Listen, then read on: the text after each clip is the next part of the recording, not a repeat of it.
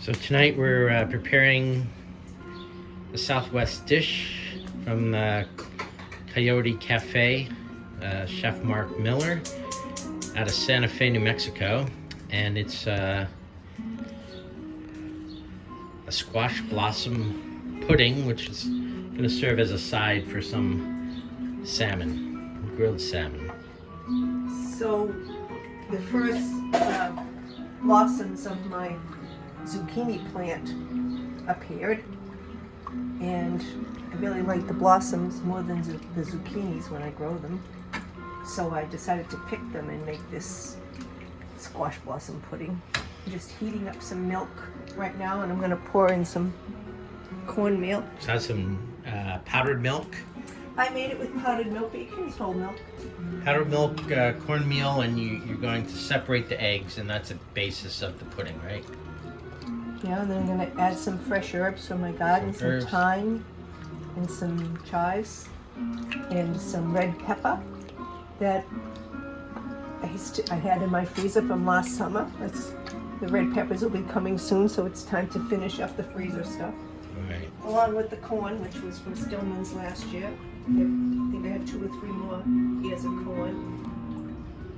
And then there's going to be some cheese stuffed inside the squash blossoms. No, No? Where does that get used? I'm not stuffing the blossoms.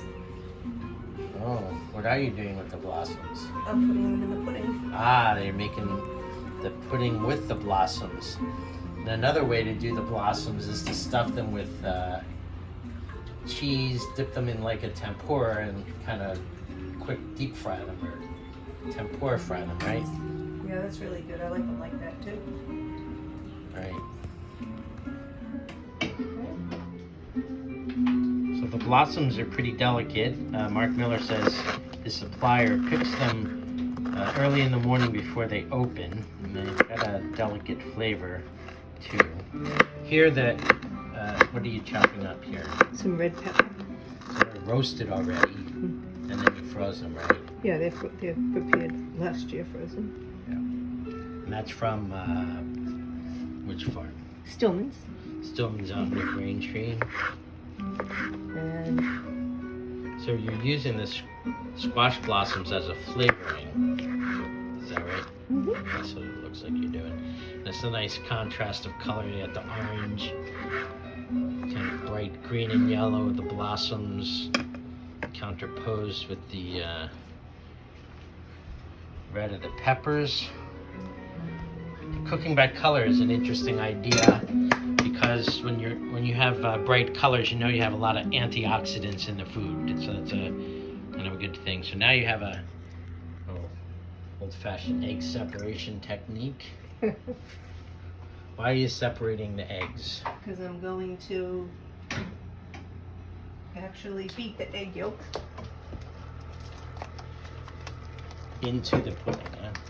Well, first you put the egg yolk in, and then you And another separation. oh, Whoops. I want the egg yolk, not the egg. I want the yolk And in. you're adding And the thyme the chives, and the corn, thyme, corn, red pepper. all headed and in. Oops. Stir it up. So that thickens up pretty quick. Yeah. So what's the difference between like the pudding made with cornmeal and a polenta? I think it's just probably a southwestern name for the same thing. Do they put eggs in a polenta? No, I don't No. think so. It's just some water, I think, in the polenta. Now you're rapidly cooling down the pudding on an ice pack. So now you're whisking the egg whites with the KitchenAid. It's like making a meringue.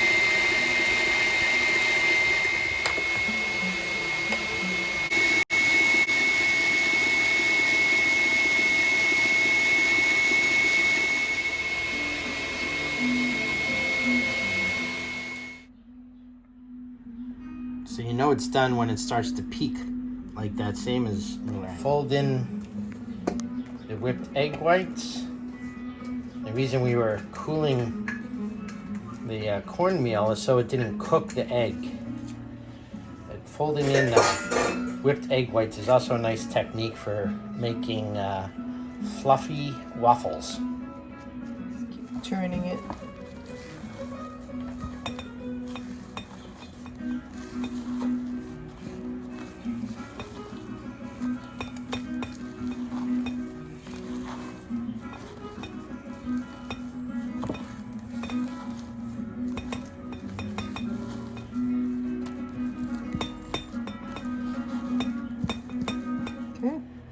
Buttered dish, pie plate. Some people, the recipe actually says you should do it in individual ramekins, which is nice if you want your plate to look a little fancier, but I like to just make it look like a pie and slice it.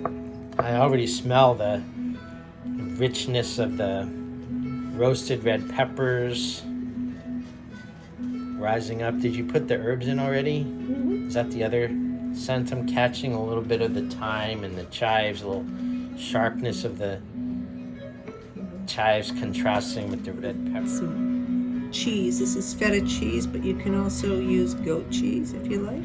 Goat cheese is softer. And where's this? What kind of feta is this? This is Bulgarian feta. Bulgarian feta from Sunshine Fruit on which? Water Street. Water in Franklin.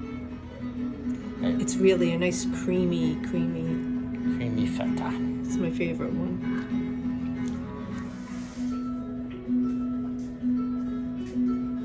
Just gonna put a few fresh herbs on top for a little color.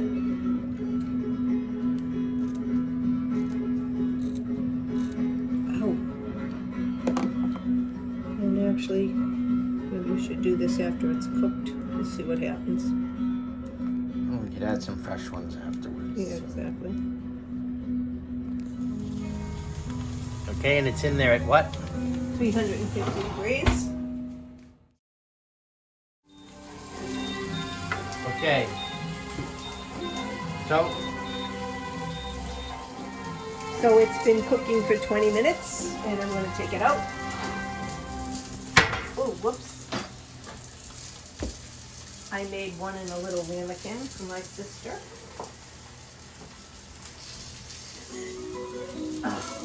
Hold on. 2. Okay, so I'm going to take it out of the oven now and see. It's been cooking. Well, you check it at 20 minutes, 20 minutes. I put it in a little bit longer, but there you go. And the herbs look pretty good on top. You can sprinkle a few more fresh ones on top if you want when you serve it. And you have one here for my sister, Sister yeah. Beth? Yeah, my sister Beth. But I didn't put any, I'll put some herbs on hers now.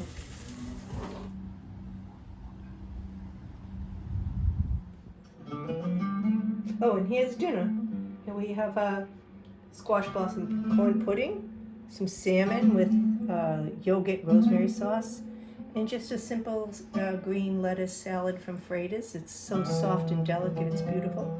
Freitas in Farm in Middleborough. With some avocado, and I'm going to put some mustard dressing on top of this. And what flowers do we have here from the garden? Yeah, it's lavender and what is that stuff called? Look like Queen Anne's lace. No, it's not. It's Huh?